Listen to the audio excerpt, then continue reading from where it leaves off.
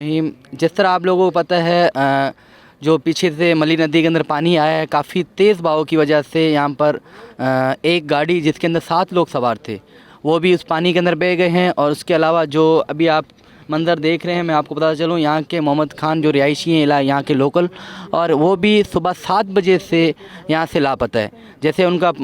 पानी के अंदर गिरे हैं, यकीनन जो 7 लोगों का मैं आपको बताता चलूँ जो गाड़ी के अंदर सवार थे, जो इलाके के पुलिस है वो तो अपना काम कर रही थी, लेकिन मैं नहीं समझता इतनी उनके पास फोर्स है जो चारों तरफ से कवर कर सके। यहाँ पर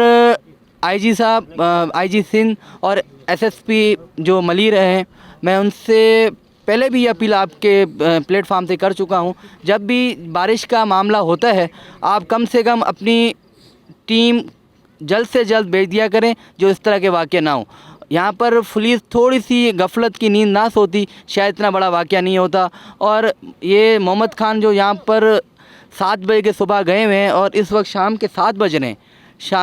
यकीनन 5:30-6 बजे नेवी की टीम, वो भी लोकल लोगों की रिक्वेस्ट पे, ना यहाँ पर एमपी है ना यहाँ पर इंतज़ामिया है, हमने बहुत रिक्वेस्ट की नेवी से और नेवी के साथ एसएससी और पाक रेंजर्स से, वो अपनी टीम यकीनन मेरे ख्याल से 55-50 मिनट हुए उन लोगों ने अपनी रेस्क्यू कार्रवाई स्टार्ट की है, जो अभी तक उनकी यहाँ पर डेथ बॉडी नहीं मिल सकी। मैं आला क़यादत से अपील करता हूँ, आप हमारे कम से कम हमारे जो बंदे मोहम्मद खान और इसके अलावा भी 7 लोग जो